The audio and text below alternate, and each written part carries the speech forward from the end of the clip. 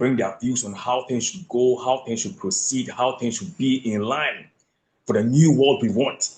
We are humbled today to have no one other than Professor Awdhesh Kumar from India, who will be on the face of speaking with us on the new traits and the new pattern we want towards ensuring a structured world whereby no one intimidates the other, but there's indeed a sequence of harmony, integration, respect, and dignity amongst and between these worlds. When we say these worlds, we go to Africa, there's a different world on its own. You go to America, there's a different world on its own. You go to India, same world, wise. And we want to have shared coexistence whereby we all appreciate, we all have that sense of inclusion, we all are able to see to that whatever happens, regardless of the differences in views, we are able to accommodate, respect, and live in shared ambitions for the new world we want to see. And we are humbled to have you, Professor Awdhesh Kumar. You've been with us most of the times, and most of the times, whatever you say that transcends to freedom giants, they find it very, very illuminating. They find it very, very, very, very, lesson oriented. And that's why we are always humbled to have you on course and on board, because you bring forth illuminating ideas and views. And when we are looking forward towards a new world, we can count on Professor Awdhesh Kumar as one of the people who stands for the new world we want. And that's why we are always humbled to have you on course. Today's interview will be on India-Africa relations, and we'll also look at how Mahatma Gandhi played critical and quintessential roles towards indeed eschewing the apartheid system in South Africa and towards the renaissance of a new India in his country. So we are humbled to have you, Professor Awdhesh Kumar, and we say welcome to the One Africa Freedom Dialogue. Thank you. And it's always great to connect with you. You are a dynamic personality yourself, and your initiative are proactive. And actually, I usually discuss in India about the initiative of AVI. So let's discuss. Let's start discussion, sir.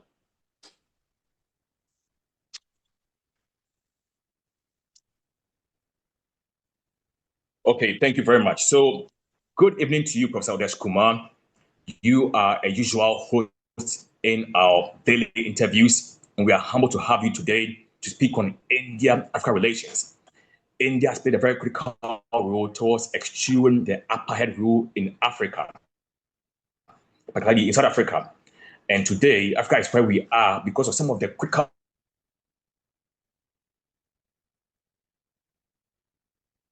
roles of people like Mahatma Ghandi, South Africa, and towards the rehabilitation of the world we are in currently. And I'm so humbled that we have you today to share your views on how things should be, how things should go, and your new views on how you see a possible world whereby we are all integrated and we all have shared values, we all respect each other, and we are all able to collaborate and cooperate with each other. You are so amazing, and your ideologies are very, very illuminating.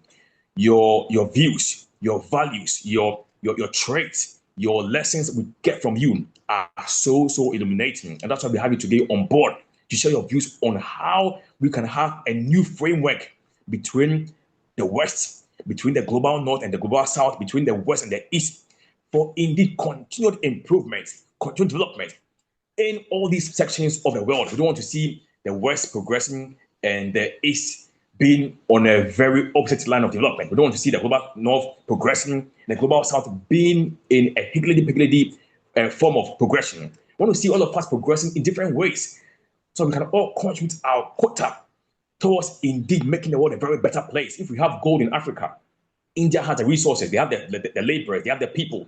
We can all collaborate, bring forth our quota and make the world a better place. But until all of these things happen, there will always be an unequal balance, which will see to a yoke amongst us. So today we have you here today, and you are the right person for the interview today because your views are going to serve as a very phenomenal lamplight for us all to know the way forward, to know how we should go about things, to know what lies on the table for us to learn from and progress. So I won't keep much long. I would progress as we interview you and we get your views on various issues today. A few questions, just about 8-7 questions today, before we move on to the next phase of our interview in about 2 weeks' time. So you are very welcome to the One Africa Freedom Dialogue of African Voices International. It's always an honor to have you. And you are so humble, and we are glad to have you. So this interview will be played by everyone, by every freedom giant, to learn and to listen and to imbibe what they learn from this interview in their various places at work, in political caucuses, at school, and at all centers. So that indeed we are able to see that, yes, we have Indians who came to South Africa, who played critical roles, they left, they are better off. And they also value what they learned from here. We can also learn from them, and we can all cooperate and co-live together for a shared and a tranquil world. So I welcome you, and I'll first of all ask you your first question this evening, as it is in India and it's afternoon in Ghana. And the first question I want to ask you today is, what roles does India play in Africa's post-apartheid time or era? We are currently in the post-apartheid system, because the era of colonization has been eschewed. The apartheid system is no more. But what role does India play post this system? Here we are all independent and sovereign. But if we want to live and cooperate together, then we want to know what roles India plays, towards Africa's developmental progress in this post-apartheid system. Prof. Awdhesh Kumar, thank you. Thank you for your question, sir. And after the apartheid, so we talk about the key areas in which the India and Africa both are going hand in hand. I would like to say that it is a partnership, and it's a partnership emphasizing thing, partnership emphasis in the policies of India and somewhere in Africa also, the leadership and the youth leadership part, particularly like the initiative by you. And these are opening the gate partnership in the direction of health, education, and we can say agriculture and infrastructure governance. So basically these four areas are like the four pillars where the partnership is pivotal, and particularly after the post-apartheid era. And it was much needed one, because somewhere the citizens of both Africa and India are connected with each other with this aspect. Like the education, many students are now in India are getting the education, and there are many programs, particularly from the independence of India. Somewhere the Indian leadership was very much connected with Africa because of the common kind of the environment they have faced in the past. And in 1950s, it was the Maulana Abdul Kalam Azad who was the first education minister of India also. He come up with the idea of the Indian Council for Cultural Relations, where it promoted the relations of India and other countries, and where the foreign students, including many countries, but prominent from the Africa, they study in Indian universities. And Indian Technical and Economic Cooperation Program also, which is called ITEC, actually launched in 1964 by Government of India. And it provided the technical training, capacity building, and development assistance to the partner countries. And here, the Africa and India come up in the sector of engineering, IT, governance, banking, finance, and public administration like areas. So, in short, the ITEC was related to the skill development and technical cooperation. And second most important thing, which was agriculture, as I mentioned. So, agriculture was, we are lacking with the advanced technology which are being implemented in many places, and they are getting the great harvest from a small field. So, in India, there was a white revolution, and the white revolution and the green revolution were very successful one. White revolution was related to the production of milk, and green revolution was related to the production of crops, which is very important for the farmers. and particularly the low-cost farming. And these are some of the key areas I can name where the India supported the Africa and got the benefit of Africa's experience in India after the apartheid era. And in other section, I would, if I briefly cover, then it is the infrastructure and governance, like the development of the railways, IT, and power. Particularly, these were the need of the people because after the revolution, after the independence from the colonial powers, the infrastructure was lacking, and these initiatives were pivotal in upgrading the life of the people of the common people, or the last man standing in the row. So the United Nations also, the peacekeeping missions and various other type of interventions, uh, India and Africa can be seen together, and promotion of digital public infrastructure system is the recent one we can see, where both are in partnership with. So it is not a kind of like other nations and other part of the world, like the donor and recipient relation. It's a partnership of equals, actually, because we share the equal kind of circumstances where we where we travel a great distance from our past to present to in 2026. So this is the cooperation which both the uh, Africa and India are having together in today. Okay, thank you very much. You've spoken about a vast area of progresses that have been put in place to ensure that indeed there's a very, very visualized relation between India and Africa. You've spoken about education, whereby you said post the apartheid system, we have people from Africa who are in India, have been and are currently in India on scholarships. They come to learn, and it shows that kind of bond between India and Africa. It's talking about infrastructure, whereby India plays a very critical role towards seeing to infrastructure development in Africa. Talking about the peacekeeping mission, whereby India plays peacekeeping roles, through UN in various African terrains. We've spoken about how India is a very prime member towards, the sustenance of the post-apartheid system in Africa. And that's phenomenal to hear from you. We will hear a lot from you as we go back to listen to this recording that has been put in place since the genesis of the recording.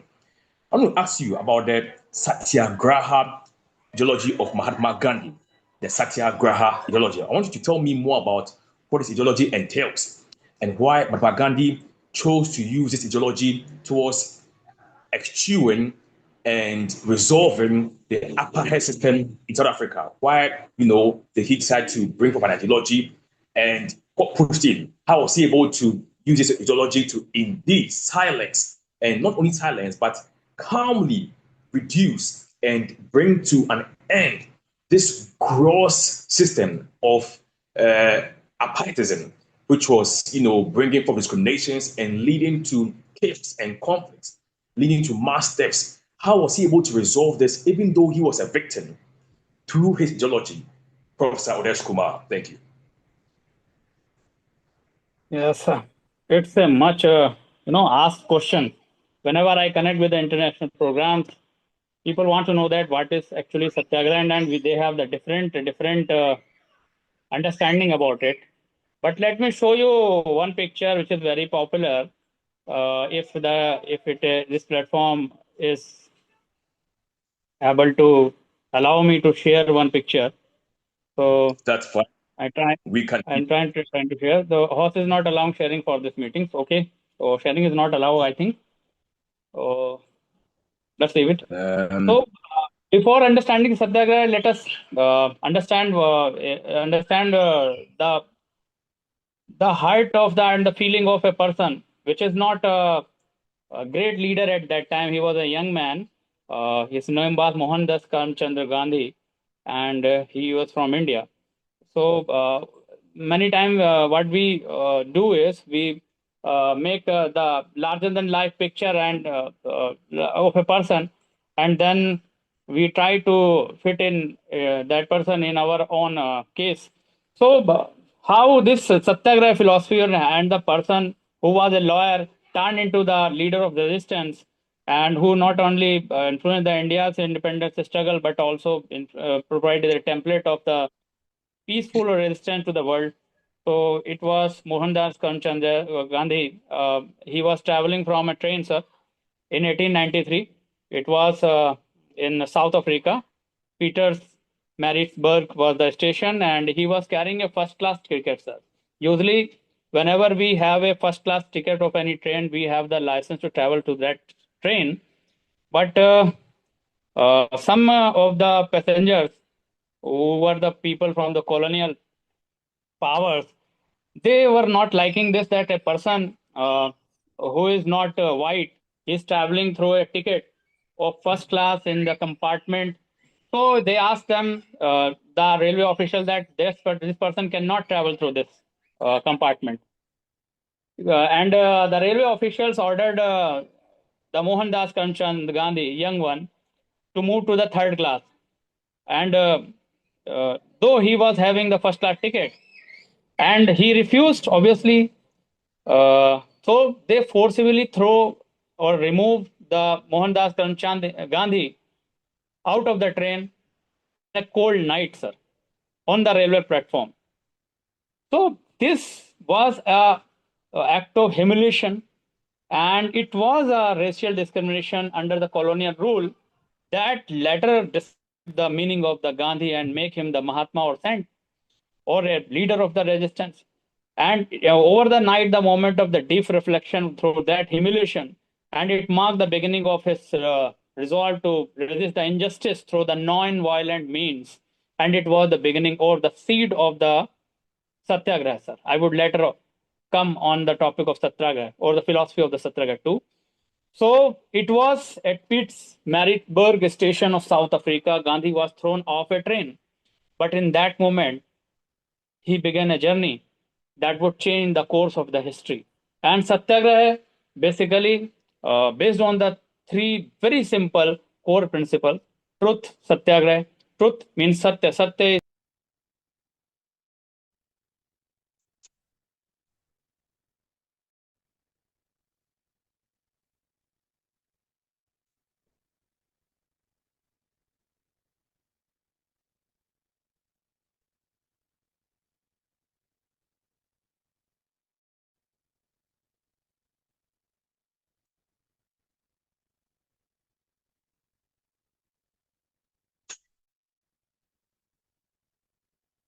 Okay, I didn't know you were speaking through that one, so you can continue and we'll progress. Thank you.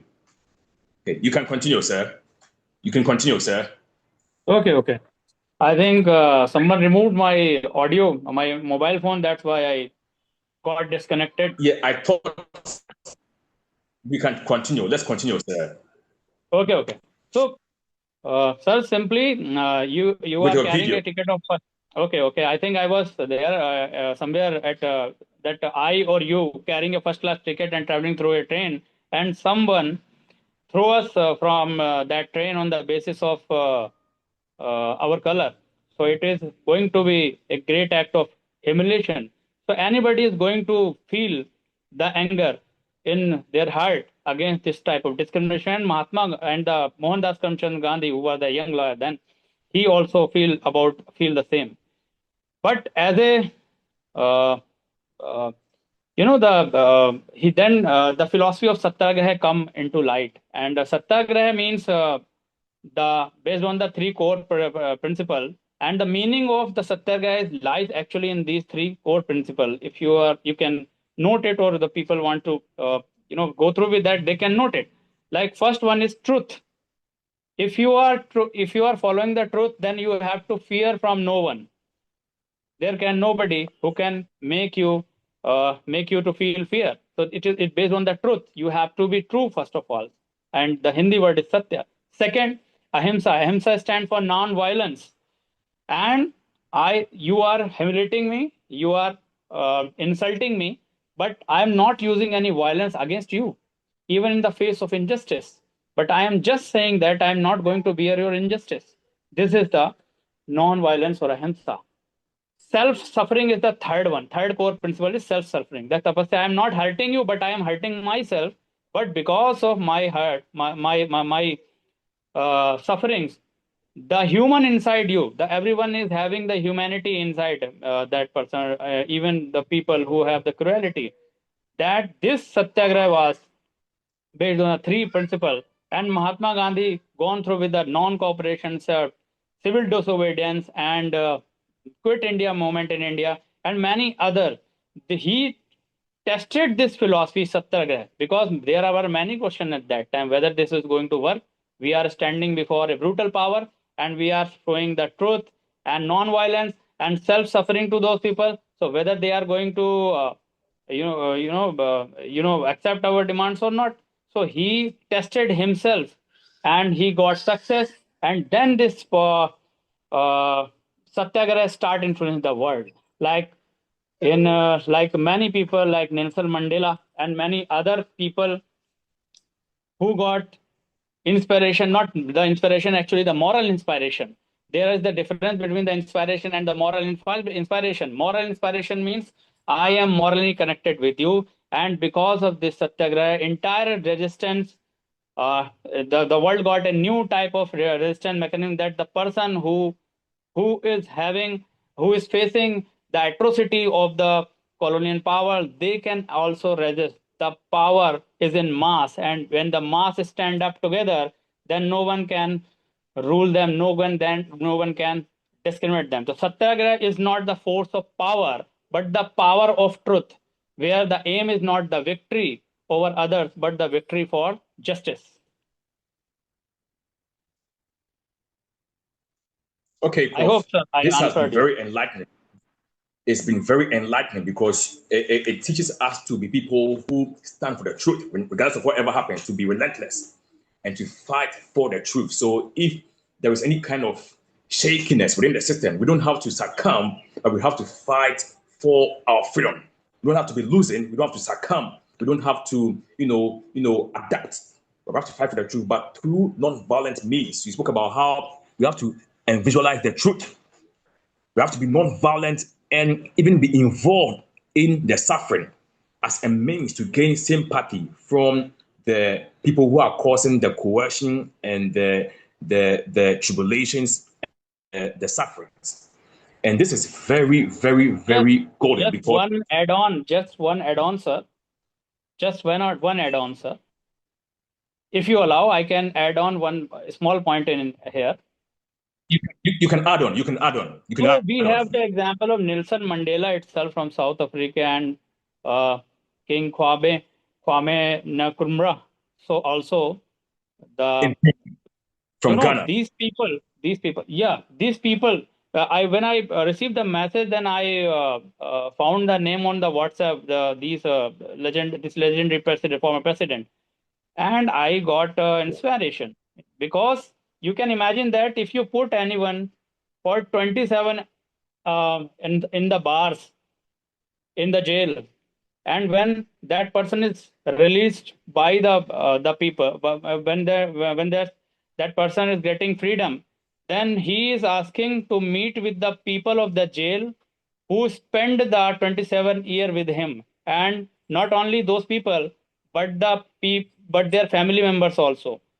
And after 27 year of jail, anyone can have a natural feeling of revenge, but these people not only conquer the oppressive powers, but they also conquer their own anger and their own human limitations.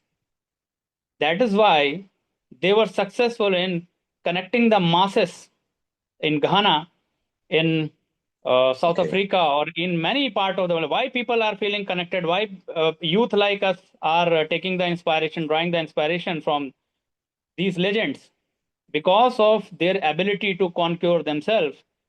And this is not possible without the approach of truth they are having inside them, the willpower they are, that burn the light of uh, inspiration, which not only give them moral support, but also inspire many people who are feeling connected with these people till that date in 2026.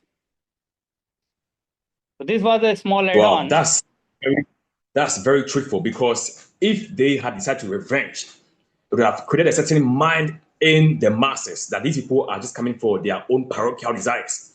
And they could have lost that totality of people they needed to campaign for, indeed, South African independence. But because they came in with moral ethics and with the Exactly. sincere to liberate their people, it gained the heart of Indians who included themselves in the fight for independence in South Africa. That's why they got to where they were. And you are speaking, and this is going deep into us. I'm learning a lot from you. I want you to talk to me about the Natal Indian Congress. What happened with that? Why did he bring that on course? After the Satyagraha ideology, what was the basis for this party he formed in South Africa? Thank you. Yeah, this is another. Actually, it is a continuation of Satyagraha somewhere. This question, Okay. without this question, we cannot see the Mahatma Gandhi in totality. Oh, Because okay. whenever we talk about the great leaders, right, like Kwame Kumra, like Yes. Nelson Mandela, like Yes. Mahatma Gandhi, then what Yes. mistake we people commit? It is to see themselves as an accomplished personality, but it is not the picture. They were Okay. evolving. They were evolving always. Even at the time of the death, they were evolving. They were thinking about the revolution in their minds, and they were thinking about the people. When the Mahatma Gandhi was shot dead in India,